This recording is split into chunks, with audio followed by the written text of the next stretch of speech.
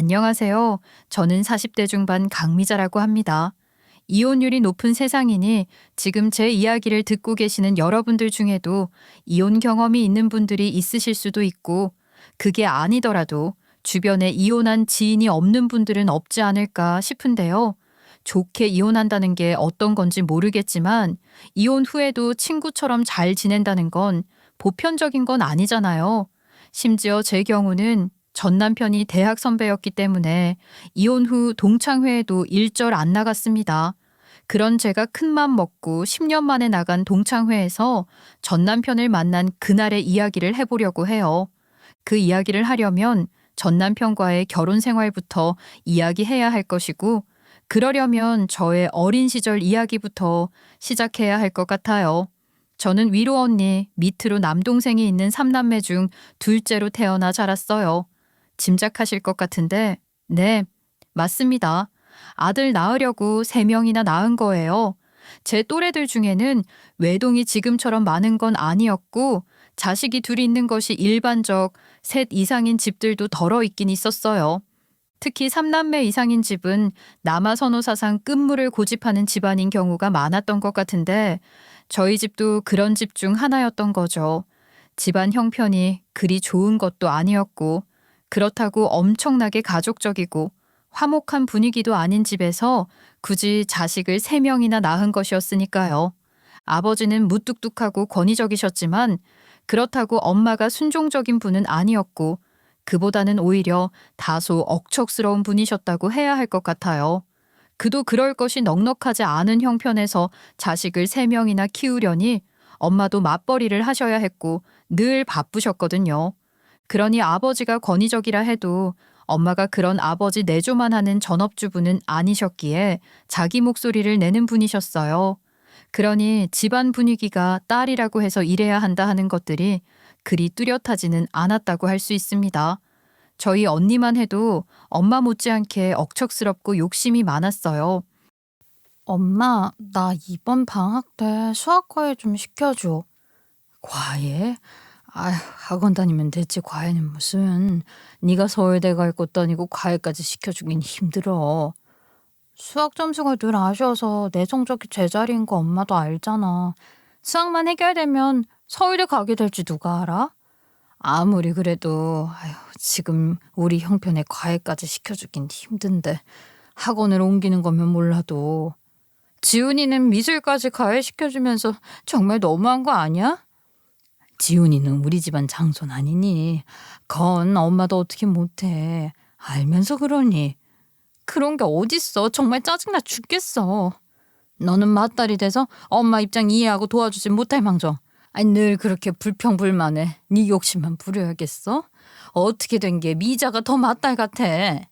부모님 두 분 다 언니와 제게 여자아이로서 어떻게 해야 한다는 식의 가르침을 강요하진 않으셨지만, 아무래도 아들인 막내 남동생에게 모든 관심과 지원이 집중될 수밖에 없었는데, 언니는 그걸 몹시 불만스러워했고 자기 주장도 강한 편이라 이런 식으로 떼를 써서 뭔가를 얻어낸 적도 덜어 있었어요. 언니가 그러다 보니 상대적으로 그렇지 않은 저는 더욱 존재감이 없는 아이가 되어갔던 것 같습니다. 누가 그래야 한다고 강요한 게 아닌데도 저 스스로 조용하고 조신한 게 미덕인 줄 알고 자랐던 거죠. 엄마, 내 자동차 장난감 어디 갔어? 아무리 찾아도 없어. 그게 어디 갔을까? 네가 갖고 놀다가 어디다 넣었겠지. 마지막으로 갖고 논 게 언제야? 아, 몰라. 모르겠어. 기억이 안 나. 어차피 실증 좀 났었는데. 다른 걸로 새로 하나 사주면 안 돼? 곧 어린이날이잖아. 야, 리모컨으로 원격 조정까지 되는 그게 얼마나 비싼 건데 그걸 또 사냐? 말도 안 되는 소리 하지 마. 뭐, 내 친구들은 그런 거 다 몇 개씩 갖고 있단 말이야. 그래, 알았어. 엄마가 한번 생각해 볼게. 미영이 넌 이제 중학생이니까 어린이날 선물 없는 거 알지? 누가 들으면 언제는 어린이날 선물 똑같이 받은 줄 알겠네. 늘 지훈이 선물만 비싼 거 사줬으면서. 엄마, 나도 이제 5학년 됐으니까 어린이날 선물 같은 건 안 받아도 돼요. 지훈이 그냥 제 자동차 사주세요. 아이고 우리 착한 미자. 그래도 되겠어? 저는 그렇게 조용하고 조신한 건 물론이고 양보가 미덕인 줄 알고 자랐던 것 같아요. 엄마는 말끝마다 우리 착한 미자라고 하셨지만 그렇다고 크게 예쁨을 받았던 건 아니고 그렇다고 구박을 당한 것까지는 아닌 그저 투명하고 존재감 없는 아이로 자랐던 거죠. 동생에게 무언가를 양보했을 때 외에는 칭찬도 별로 받은 적이 없었고 야단 맞을 짓은 애초에 하지를 않았으니 말입니다. 저는 늘 뒤에서 조용히 문을 닫는 아이였던 것 같아요. 학교에서도 크게 눈에 띄는 아이는 아니었지만 성적은 늘 중상위권을 유지했고 교우 관계도 꽤 좋았어요. 늘 가만히 있는데 익숙해서인지 친구들 사이에서는 말 잘 들어주는 상담자 역할을 하기도 했었고요. 키가 큰 편이었기 때문에 또래 친구들에게 언니 같은 존재였던 것 같기도 해요. 그러나 정작 제 속마음이나 감정을 표현하는 데는 서툰 아이였던 거예요. 타인의 감정에는 민감하게 공감하면서도 제 감정은 늘 억눌러두는 습관이 있었던 것처럼요. 저는 늘 옆에 있는 사람들의 눈치를 먼저 살폈고 그게 평화를 지키는 길이라 믿었습니다. 형편이 넉넉한 건 아니라고 여러 번 말씀을 드리긴 했는데 그렇다고 막 어렵게 자란 건 아니었고 부모님이 맞벌이를 하셨으니 남동생에게 지원이 집중되었다 하더라도 대학 진학까지 못할 정도는 아니었어요. 제가 대학 진학을 할 때만 해도 웬만하면 대학은 거의 다 간다고 생각했던 시절이었거든요. 우리 집이 자식들 대학 공부도 못 시킬 정도는 아니니까 공부 열심히 해. 그래, IMF 때문에 시국이 뒤숭숭해도 그래도 대학 졸업장은 따야지. 공무원 시험 준비를 하든 뭘 하든 일단 대학 가서 고민하는 거야. 네, 근데 전공하고 싶은 학과도 별로 없어요. 그런 게 무슨 소용이야. 그저 웬만한 대학 취직 잘 되는 과에 진학하면 돼. 저 스스로 꿈이나 목표가 뚜렷했던 것이 아니었기에 부모님이 정해준 과에 무덤덤하게 진학했던 것 같아요. 대학 입학 원서를 쓰면서도 저는 아버지 체면을 위한 대학 진학이라는 생각을 했었죠. 그렇게 별 감흥 없이 대학생이 되었지만 그래도 나름대로 대학 생활을 열심히 하려고는 했어요. 주도적으로 나서서 무언가를 하지는 않았어도 적응을 잘하는 학생으로 입학 전 오리엔테이션부터 시작해서 여러 모임 같은 것에도 빠지지 않고 참석했으니까요. 그러나 어느 무리에도 깊게 섞이지는 않았던 것 같아요. 사람들과 어울리는 것을 어려워하는 성격은 아니었으니 어울리지 못했다기보다는 어울리지 않았다고 하는 게 맞을 거예요. 미자야, 너 학과 동아리 활동 정말 안 할 거야?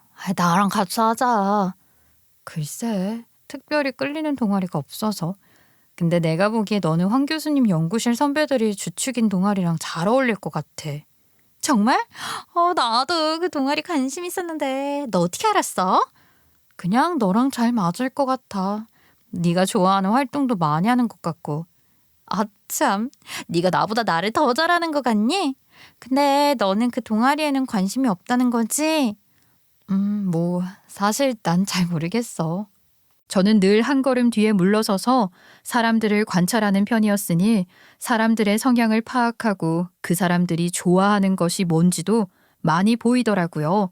그러면서도 정작 제가 뭘 좋아하는지는 잘 몰랐던 거죠. 그렇게 신입생 시절을 보내던 중 저보다 3살 많은 복학한 선배인 남편을 만나게 된 겁니다. 남편은 저희 학과에서 소문난 괴짜였어요. 복학하기 전부터 익히 들었던 것처럼 실제로도 정말 독특한 캐릭터의 소유자더라고요. 제게도 처음부터 스스럼 없이 다가와 말을 걸고 구하지도 않은 조언을 하며 실없이 웃어주곤 했던 것 같아요. 그런 남편은 요즘 말로 하자면 완벽한 인싸였던 거죠. 저랑은 정반대의 성향을 가진 사람 말이에요. 그런데 그런 남편이 제게 특별한 관심을 보이기 시작했어요. 사적으로 깊이 다가오더라고요. 솔직히 태어나서 처음 받아보는 온전하고 벅찬 관심이었던 것 같아요. 그런 관심을 받아본 적이 없었으니 처음에는 무척 당황스럽기만 했는데 그렇다고 그게 싫었던 건 아니랍니다. 어느 순간부터는 그런 것들을 즐기고 있는 제 자신을 발견하고 놀라기도 했어요. 처음으로 제 감정에 몰입해 그 선배, 그러니까 남편을 좋아하게 됐던 거죠. 특이하고 튀는 사람인 줄로만 알았는데 가까이 지내보니 의지할 수 있는 듬직함이 큰 매력으로 다가왔어요. 저와 다른 면들이 엄청난 장점으로 돋보이기도 했고요. 저처럼 조용하고 조신하게 학창 시절을 보낸 사람이 대학 입학 전에 남자친구 같은 걸 만들었을 리가 없잖아요. 대학 신입생 때 남편을 만난 것이니 남편은 저의 완벽한 첫사랑이었습니다. 저는 남편의 매력에 푹 빠진 것과 더불어 연애를 하며 저 자신의 감정에 더욱 깊이 빠져들었던 건지도 모르겠어요. 그렇게 시작된 첫사랑은 걷잡을 수 없이 깊어졌고 저는 제 삶을 온전히 남편 중심으로 맞춰가기 시작했던 것 같아요. 선배, 다음 학기 시간표 어떻게 해야 할 거야? 전공 필수 말고 교양 수업 선배 재수강해야 하는 것들 있잖아. 그것부터 맞춰보자. 진짜 시간표 짜는 거 정말 골치 아프다. 재수강해야 하는 과목 알려줄 테니까 네가 대충 한번 짜볼래? 초안 만들어주면 그때 같이 보면 좋을 것 같아. 넌 그런 거 잘하잖아. 그래, 좋아. 그럼 내가 한번 짜볼게. 꼭 듣고 싶은 수업 있으면 알려줘. 과목보다는 어쩔 수 없는 전공 제외하고 1교시 비울 수 있으면 비우면 좋지. 아침에 일찍 일어나는 게 난 제일 힘들어. 알지. 그러면 내가 최대한 잘 한번 짜볼게. 제가 아무리 큰 뜻 없이 진학한 대학이라곤 해도 그래도 저도 사람인데 기호라는 건 당연히 있잖아요. 듣기 싫은 수업도 있고 듣고 싶은 수업도 있었어요. 그런데 남편을 만나고 나서부터는 남편이 들어야 하는 수업을 저도 듣고 싶어졌고 남편이 듣기 싫어하는 수업은 저도 관심이 없어지더라고요. 제가 억지로 노력해서 그렇게 한 게 아니라 저절로 그렇게 됐어요. 제가 냉면을 좋아하거든요. 저희 학교 근처에 제가 정말 좋아하는 냉면집이 있어서 자주 갔었는데 남편이 냉면을 별로 안 좋아하다 보니 정말 신기하게도 저 또한 냉면 생각이 안 났어요. 냉면이 먹고 싶다가도 남편이 돈가스가 먹고 싶다고 하면 금세 돈가스가 먹고 싶어졌으니까요. 저는 그렇게 수업이나 식성은 물론이고 취미나 친구 같은 여러 관계들까지 모든 선택에 있어서 저 자신을 고려하기보다는 남편을 먼저 생각했고 남편이 좋아하는 것들에 저절로 저의 취향을 맞춰가게 됐던 겁니다. 남편이 그걸 알아주고 남편에게 인정받으면 그것이 곧 저 자신의 존재 기준이 되어버릴 정도로 저는 남편이 전부인 연애를 했고 결혼까지 하게 됐어요.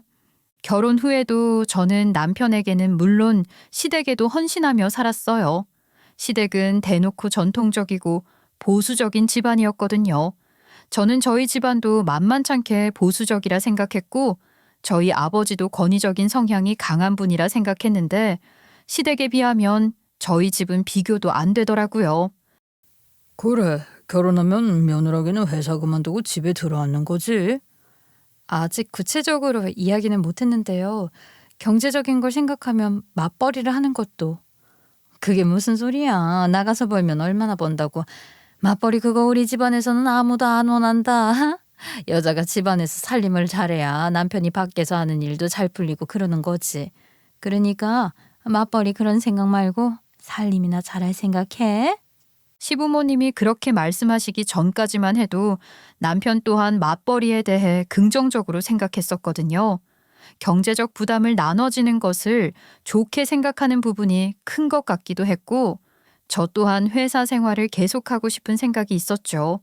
그렇지만 시부모님은 며느리는 당연히 집안이라는 사람이라고 생각하시는 것 같았고 그 뜻이 완강했기에 다니던 회사도 그만두고 전업주부로서 남편 내조와 시집살이에 최선을 다하려고 했습니다. 시부모님이 지나치게 권위적이고 가부장적인 사고를 하시는 분들이라 다소 벅차다고 느껴질 때도 있었고 억울하고 불합리하다고 느껴졌던 적도 왜 없었겠어요. 그럼에도 불구하고 저는 어머니 제가 할게요 라는 말을 입에 달고 사는 며느리로 시모가 시키기 전에 제가 알아서 뭐든 하려고 했던 것 같아요. 그렇게 예쁨도 받고 인정도 받고 싶었지만 시모에겐 그저 당연한 일들일 뿐인 것 같더라고요. 예, 너 내일 뭐 하니? 너희 아버지 손님들이 집에 오시는데 네가 와서 음식 장만 좀 해야겠다. 내일이요? 어머니 어쩌죠? 내일은 제가 선약이 있어서요. 일찍 알려주셨더라면 조정을 했을 텐데 당장 내일이라 그게 힘들 것 같아요. 뭐야? 선이야? 아이고, 세상이 아무리 바뀌었다고 해도 기가 막혀서 며느리가 재 볼 일 본다고 시어머니가 오라는 걸 안 오겠다 소리냐? 선약이 있어? 어머니, 그게 아닙니다. 내일 시간 맞춰서 갈게요. 알겠습니다, 어머니. 시모는 며느리에게는 그 어떤 사생활도 있어서는 안 된다고 생각하시는 분이셨고 시댁이나 남편을 돌보는 것보다 중요한 건 없다는 주의셨어요. 저희 친정엄마 생신이 시댁 제삿날과 맞물려서 결혼한 후에는 엄마 생신을 제 날 챙겨본 적이 없었는데 그런 것에 대해서 시부모는 물론이고 남편 또한 당연한 듯 여기더라고요. 그러니 서운할 때도 많았어요. 그래도 아이가 생기면 나아지지 않을까 생각하며 아이를 몹시 기다렸지만 아이 소식은 늦어지기만 했습니다. 결혼 후 남편은 늘 바빴고 저를 많이 챙겨주지는 못했어요. 그렇다고 그런 남편을 원망했던 것도 아니에요. 밖에서 고생하는 사람이니 제가 더 잘해야지 하는 마음으로 늘 남편 먹거리 같은 것에 더 신경을 썼으니까요. 저는 그렇게 남편 내조는 물론이고 시부모 생신에 제사, 명절, 조카 생일까지 꼬박꼬박 챙기는 며느리였어요. 시부가 맏이셨기 때문에 명절이면 작은 아버님들과 작은 어머님들이 저희 시댁으로 인사를 오시곤 하셨는데요. 그럴 때마다 작은 어머니들이 그러셨어요. 어머, 너 아직 너희 친정 안 가고 여기 있었니? 친정 안 가? 친정이 멀리 있는 것도 아니고 평소에도 얼마든지 가는걸. 명절이 뭐 대단한 날이라고. 어차피 얘네 친정은 친척들이 다 모이는 것도 아닌데 시댁 식구들 수바이 드는 게 당연하지. 형님도 참 아무리 그래도 그건 아니죠. 요즘 이랬다가는 난리가 나요. 아니에요, 괜찮습니다. 어머니 말씀처럼 친정에는 연휴 끝나고 가도 되는데요, 뭐. 형님은 정말 복도 많으세요. 요즘 이런 며느리가 어디 있어요? 아이고, 괜한 말 말게. 그런 말은 못하러 해. 뭐가 대단한 거라고. 대단한 거죠. 형님이 대단하신 건지. 아유, 저희 집 녀석은 벌써부터 저한테 시집살이 같은 건 꿈도 꾸지 말라고 해요. 안 그러면 지 장가도 못 간다 하면서 말이에요. 해괴망측한 소리. 세상에 어찌 되려고 이러는지 정말 모르겠네. 작은 어머니들은 물론이고 시모 지인들도 제 칭찬을 심심찮게 했지만 시모는 단 한 번도 그런 이야기에 수긍하거나 동조한 적이 없어요. 그저 늘 당연한 걸 두고 뭘 그러냐는 식이셨죠. 수고했다, 잘한다 소리 한 번 제대로 들은 적 없지만 그래도 저는 제 할 도리라 생각하고 최선을 다하려고 했습니다. 한편으로는 결혼한 지 몇 년이 지나도록 아이가 생기지 않았으니 그걸 두고도 시모가 저를 곱게 보지 않으셨고 그래서 더 잘하려고 했던 것 같기도 해요. 남편에게도 말이에요. 저의 내조 덕분에 남편은 회사에서도 인정받으며 입사 동기들보다 빠른 승진을 이뤄가고 있었으니 뿌듯하기도 했습니다. 저희 남편이 대학 때부터 남다른 면이 있는 사람이었다고 했잖아요. 그런 독특한 면모로 어딜 가나 사람들과 잘 어울리는 친화력을 발휘했고 수완도 좋은 편이라 회사 생활 외에 따로 투자도 잘해서 수입이 꽤 좋았어요. 그런데 외부 투자를 시작하면서 유난히 주말 일정이 많아지더라고요. 이번 주말에도 1박 2일 일정이니까 짐 좀 챙겨놔줘. 이번 주말에도? 벌써 3주 연속이야. 이번 주만이라도 일정 안 잡으면 안 돼? 내가 지금 놀러 가는 거야? 투자도 일이야. 이건 출장이라고. 일하러 가는 사람한테 그게 할 소리야? 알지. 아는데 이번 주말이 가임기란 말이야. 협조 좀 해줘. 당신도 아이 갖고 싶은 거 아니야? 아직 생기지도 않은 애 때문에 출장을 미루라는 게 말이 돼? 돈이 있어야 애도 잘 키우는 거지. 일정 못 바꾸니까 짐이나 챙겨줘. 알았지? 아이를 빨리 갖고 싶었던 저는 조바심이 났지만 언젠가부터 남편은 그런 저를 전혀 도와주지 않았어요. 이럴 거라면 병원이라도 다니며 시술을 해봐야 하나 그런 생각까지 하기 시작했던 어느 날 저는 엄청난, 끔찍한 사실을 알게 됐습니다. 출장에서 돌아온 남편의 캐리어를 정리하는데 그 안에 여자 스타킹이 들어있더군요. 스타킹이 그렇게 징그럽고 흉물스러운 물건인 줄 몰랐어요. 그걸 발견한 순간 온몸이 벌벌 떨렸고 어떻게 해야 할지 모르겠더라고요. 남편은 출장에서 돌아와 캐리어 던져놓고 바로 욕실로 들어가 씻고 있었는데 마침 남편의 휴대폰에서 깨톡 메시지 도착 알림음이 들리는 거예요. 여전히 벌벌 떨리는 손으로 남편의 휴대폰을 집어들었죠. 제 성향상 평소에도 남편 휴대폰을 열어보려고 한다거나 그런 일은 한 번도 없었는데 그런데도 남편은 늘 휴대폰을 비밀번호로 잠가두는 것 같았지만 그걸 이상하게 여긴 적은 없어요. 다들 그러니까요. 그런데 벌벌 떠는 제 두 손으로 집어든 남편의 휴대폰은 잠겨 있지 않았어요. 출장 중이라 귀찮았으니 잠금을 풀어둔 모양인지 알 수는 없지만 무튼 그렇게 해서 남편에게 온 깨톡 메시지를 보게 됐죠. 그 메시지는 남편의 내연녀가 보낸 나 뜨거운 내용으로 가득했습니다. 차마 그 내용을 옮길 수가 없네요. 옮기고 싶지도 않고 말이에요. 심지어 남편의 상대는 저도 아는 사람이었어요. 같은 과 후배였거든요. 학교 다닐 때도 예쁘장하고 애교도 많아서 인기가 많았던 아이예요. 그러고 보면 학교 다닐 때도 남편이 유난히 그 후배에게 잘했던 것 같기도 하더군요. 그래도 전 질투 같은 것도 할 줄 몰랐어요. 아주 가끔은 질투 비슷한 감정을 느꼈던 적이 있었던 것도 같지만 그렇다고 그걸 갖고 남편에게 뭐라고 한 적은 한 번도 없어요. 워낙 사람들을 두루두루 잘 챙기는 남편이었으니 그런 걸로 뭐라고 하면 저만 이상해진다고 생각했던 거죠.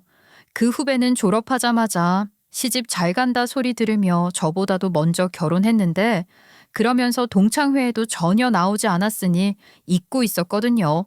그러다 그 즈음 동창회에 나오기 시작했는데 이혼했다는 소리를 건너 듣긴 했었지만 제 남편과 눈이 맞아 제 남편의 내연녀가 될 줄은 정말이지 꿈에도 몰랐습니다.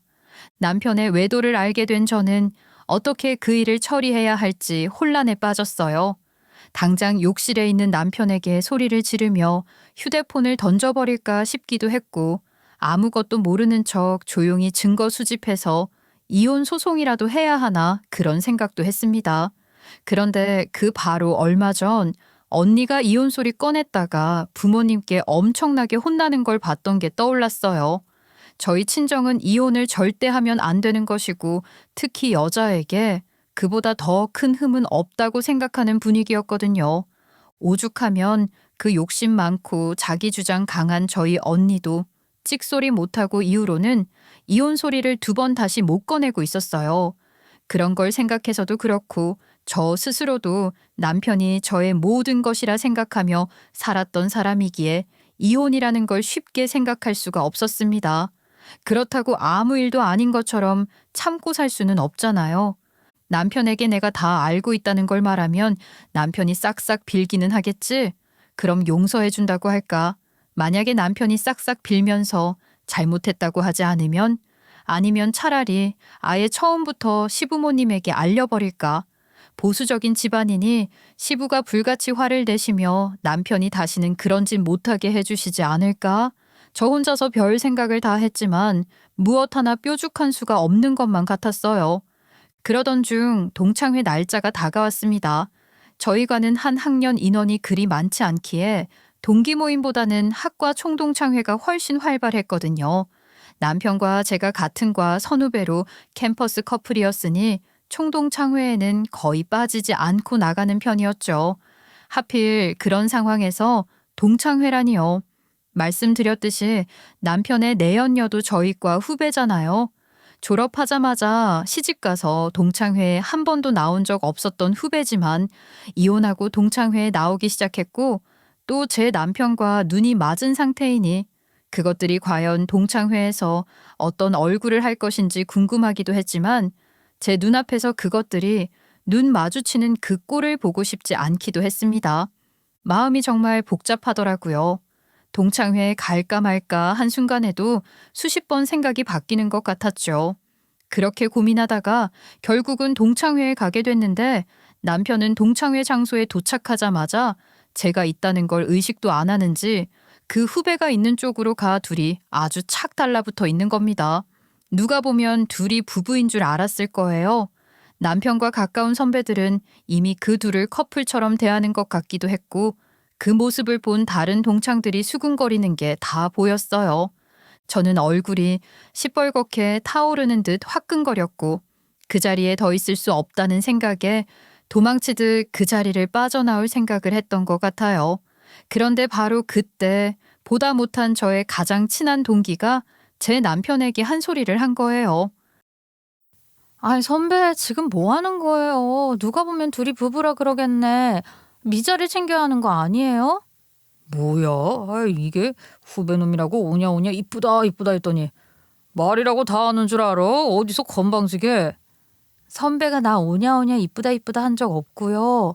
아, 내가 못할 말 했나요? 지금 둘이 너무 이상한 거 알죠? 동창들이 다들 이상하게 쳐다보는 거 몰라요?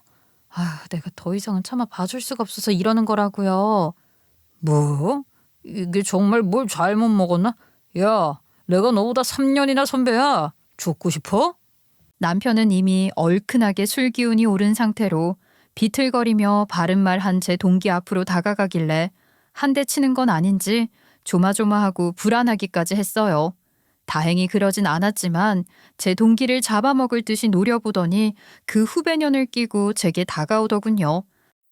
야, 여기 동창들도 다 하는걸? 너는 눈치도 더럽게 없다. 대체 언제 알아챌 거냐? 뭐라고? 지금 나한테 하는 소리야? 그럼 여기 너 말고 누가 있어? 눈치 못 챙기는 게 너 말고 또 누가 있냐고? 기가 막혀서. 지금 뭘 잘했다고 나한테 큰 소리를 치는 거야? 내가 잘못한 게 뭔데? 나 잘못한 거 하나 없어. 둔하고 답답한 너랑은 더 못 살겠어. 나 너랑 이혼하고 얘랑 살 거야. 알겠니? 그러니까 이제 제발 눈치 좀 챙겨라. 남편과 그 후배년의 불륜을 이미 알고 있었음에도 저는 남편이 그렇게 나올 거라고는 전혀 예상하지 못했어요. 바람을 피우고는 있을지언정 그런 남편이 먼저 제게 이혼을 요구하고 나올 줄은 정말 몰랐습니다. 충격받은 저는 바보처럼 뭐라고 맞서서 반박하는 말도 하지 못하고 멍하니 서 있을 수밖에 없었고 제 동기가 저 대신 길길이 날뛰며 흥분했죠. 그렇게 일이 걷잡을 수 없게 커진 거예요. 선배, 정말 제정신이 아니군요. 미친 거야. 둘이 바람 피운 것도 모자라서. 뭐? 이혼? 미자가 선배한테 어떻게 했는데 그런 소리를 해요? 너는 빠져라 좀. 남의 부부일에 네가 뭔데 자꾸 끼어들어. 야, 너 이 불려시 같은 년아. 네가 이혼했다고 멀쩡한 남의 가정도 깨부수려고 해? 어머, 선배 말 조심하세요. 그런 표현 정말 폭력적이네요. 내가 고소라다면 어쩌려고 그래요? 당사자도 아니면서 그냥 가만히 계세요. 뭐야? 이게 정말 보통 년이 아니네. 고소? 야, 너야말로 상간녀 소송 당할 준비나 해? 그야말로 난장판이 되어버린 거예요.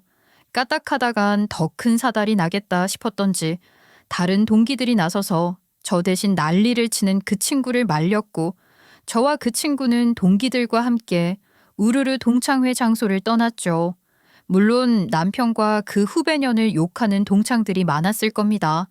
누가 뭐래도 불륜을 옹호할 사람들은 없을 것이고 그것도 캠퍼스 커플이었던 저와 결혼해 살면서 동문 후배와 바람이 난 남편에게 잘했다고 할 사람이 누가 있겠습니까? 그러나 남편은 당시 한창 잘 나가고 있었고 자신감이 하늘을 찌르던 시기였죠. 남편이 하는 투자에 발을 걸치고 있는 동문들도 덜어 있었고 워낙 친화력이 좋아 가깝게 지내는 사람들이 많았으니 그런 사람들은 속으로야 남편을 욕할지 몰라도 남편 앞에서는 오히려 남편 편에 서서 저를 조롱하는 것 같았습니다. 저는 그렇게 동창회에서 개망신을 당하고 남편에게 버림받고 이혼당하게 된 거예요. 물론 제가 무슨 소방 맞듯이 맨몸으로 쫓겨난 건 아니었어요. 시부모나 남편이 저를 아무리 무시하고 만만하게 생각했다 한들 그래도 정당한 제 권리는 챙겨서 이혼하긴 했습니다. 위자료라든지 재산 분할 같은 거 말이에요. 그러나 그게 다 무슨 소용이겠어요. 친정에서도 그렇게 이혼당하는 저를 두고 오죽 못났으면 후배년한테 남편 빼앗기고 이혼당하냐고 하셨고 남편을 욕하는 사람들도 속으로는 모두 저를 한심하게 여기는 것만 같았어요. 남편이 동창회에서 한 말처럼 눈치도 없이 남편 바람 피우는 것도 모르고 미련하게 붙어 있다가 결국은 비참하게 버려진 조강지처. 그게 바로 저였죠. 그렇게 이혼한 지 꼬박 10년이 됐네요. 전 남편 놈과 그 내연녀 후배년에 대한 배신감이나 분노 같은 것들은 이미 지난 일이 된 지 오래지만 여전히 동창회에는 나가고 싶지 않았어요. 그렇잖아요. 가뜩이나 다들 동창동문으로 엮여 있는 데다 동창회에서 그런 개망신을 당했었는데 그런 자리에 다시 나가고 싶을 리가 없었던 거죠. 그랬던 제가 10년 만에 동창회에 나갈 결심을 하게 됐어요. 나름대로 큰 용기를 내어 나가게 된 것이었는데 그곳에는 여전히 전 남편, 그리고 지금은 전 남편과 재혼해 아내가 된 내연녀 후배년도 함께 있더군요. 그럴 것이라 예상하고 있었기에 저는 담담함과 평정심을 유지하며 그것들과 상관없이 오랜만에 만난 동창들과 회포를 풀고 있었죠. 그런데 이번에도 술 기운이 오른 전 남편 놈이 비틀거리며 다가와 비아냥거리기 시작하는 겁니다. 아니, 이게 누구야? 너 미자 아니야? 세상에, 어쩐 일로 여기 나올 생각을 했냐? 남이야, 무슨 상관인데 이래? 나 너랑 할 말 없으니까 꺼져. 허추, 미자 너 안 본 사이에 많이 변했다. 이혼당하고 살면서 많이 힘들었나 봐. 무슨 보험 같은 거라도 팔려고 나왔냐? 글쎄 무슨 상관이냐고. 남이야 보험을 팔든 뭘 팔든 네 알 바 아니잖아. 가서 네 마누라나 챙겨. 야, 너야말로 내 마누라한테 신경 꺼. 아 여보, 자기야 이리 좀 와봐. 미자 얘 많이 변했네. 그러면서 그 후배년까지 제 옆으로 불러와 10년 전 그날처럼 이제 지 마누라가 된 그년을 옆에 끼고 술잔을 든 채 허우적거리며 그러더군요. 아휴, 우리 미자 거세 많이 늙었네. 내 마누라는 아직도 이렇게 팽팽하게 예쁘기만 한데 내가 사람 보는 눈이 탁월하지. 너 이럴 줄 알고 내가 너 버리고 얘랑 사는 거 아니냐. 너 좀 관리 좀 해라. 그게 뭐냐. 부끄러운 줄이나 알아. 난 이렇게 살 거니까 상관 말고 가던 길 가라고. 야, 그래도 내가 예정이 있어서 걱정돼서 그러는 거 아니야. 너 아직 혼자지? 하기는 네 쌍판떼기를 재혼이 빡세긴 하겠다. 선배, 정말 얼굴이 많이 상하긴 했네요. 얘가 이런 소리 하는 게 무리가 아니네. 동창회엔 어쩐 일이세요? 한 10년 만인가? 내 말이 그 말이야. 무슨 볼 일이 있어서 여길 다 나왔어? 설마 너 어디 이혼남이라도 물어볼까 싶어서 동창회에 나온 거 아니냐? 참 추하다 추해. 곱게 살아.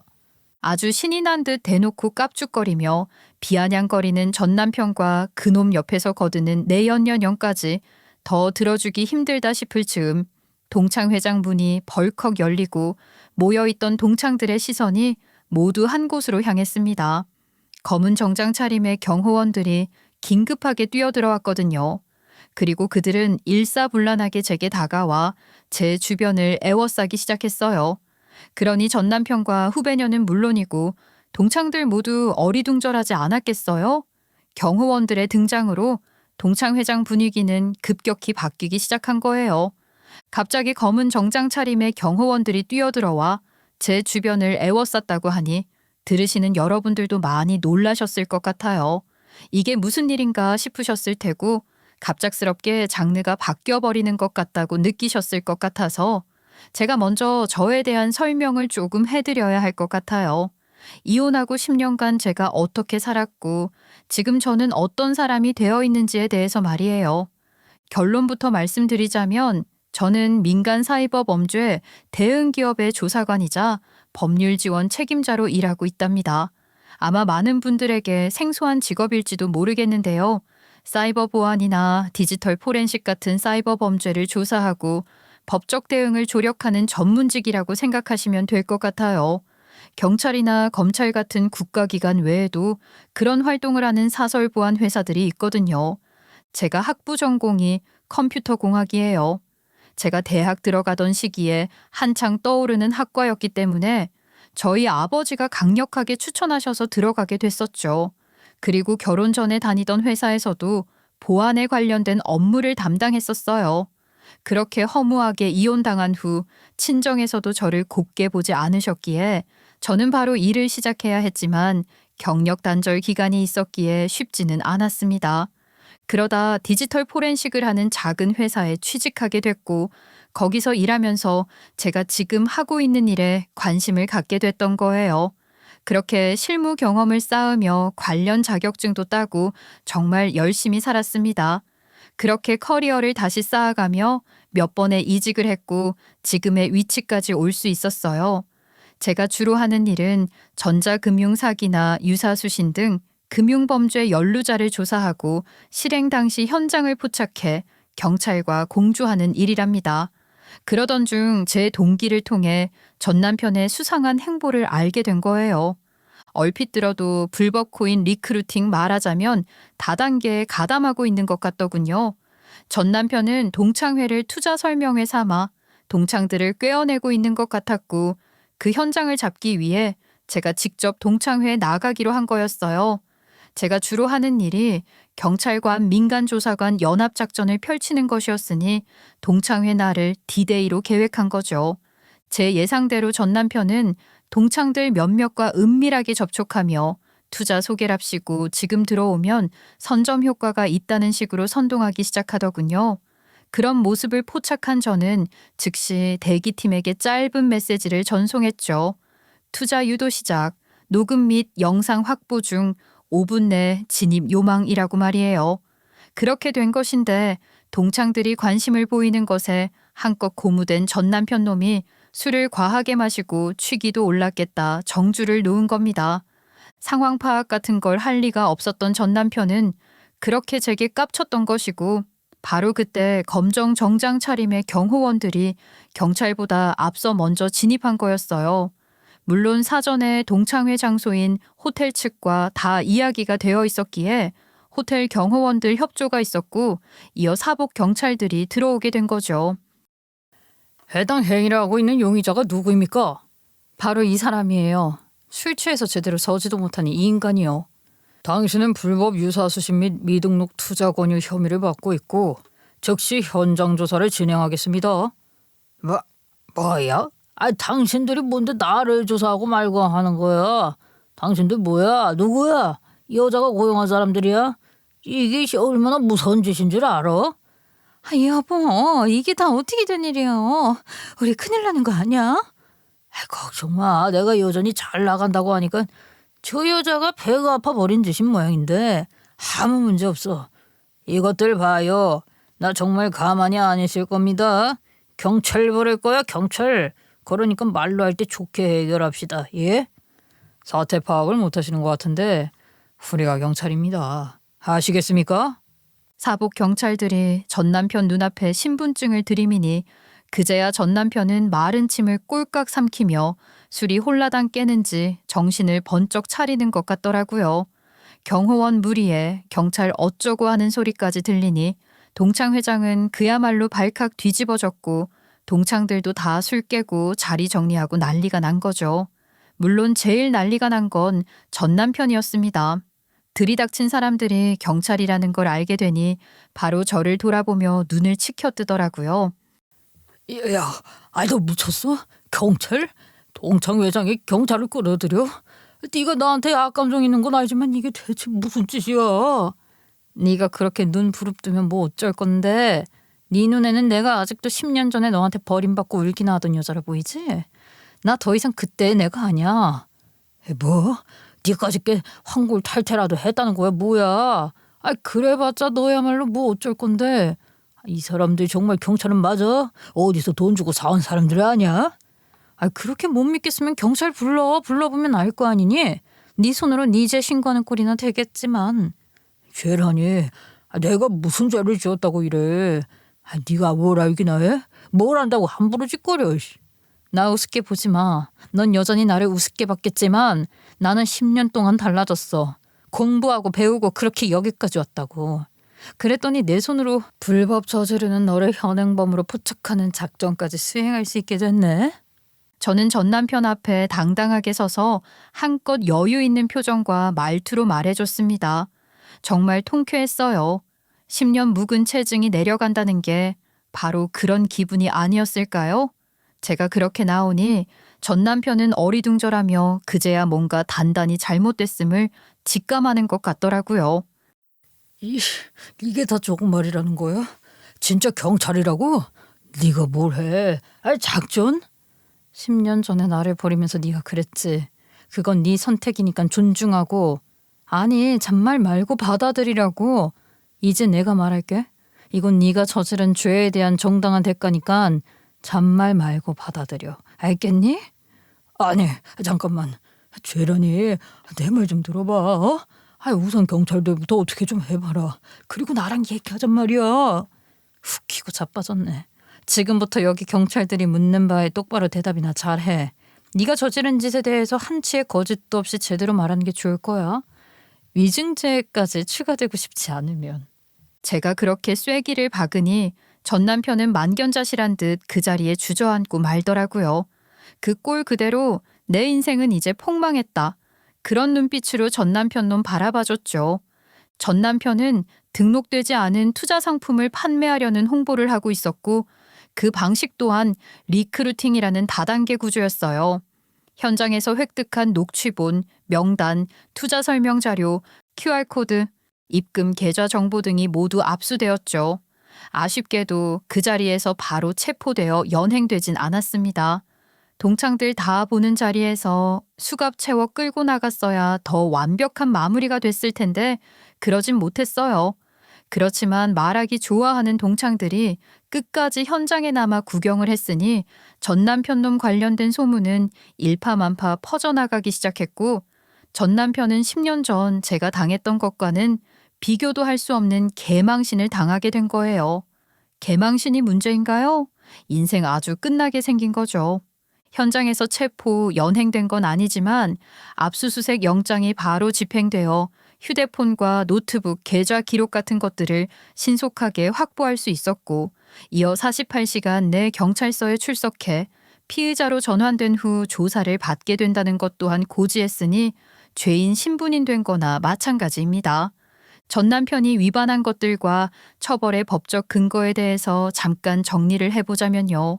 유사수신 행위의 규제에 관한 법률 위반, 무등록 금융상품으로 투자자와 투자금을 모집한 것, 또 등록하지 않고 투자자에게 소개 수당을 지급하겠다는 식의 불법 다단계 유도로 방문 판매법 위반, 거기다 대기업에서도 투자할 거라는 등 허위 설명으로 투자를 유도했기에 사기죄에도 해당하는 것이고 마지막으로 실제 코인을 발행하고 투자 조합 형식을 빌린 것이니 자본시장법상 미등록 금융투자법 영위에 해당하는 거예요.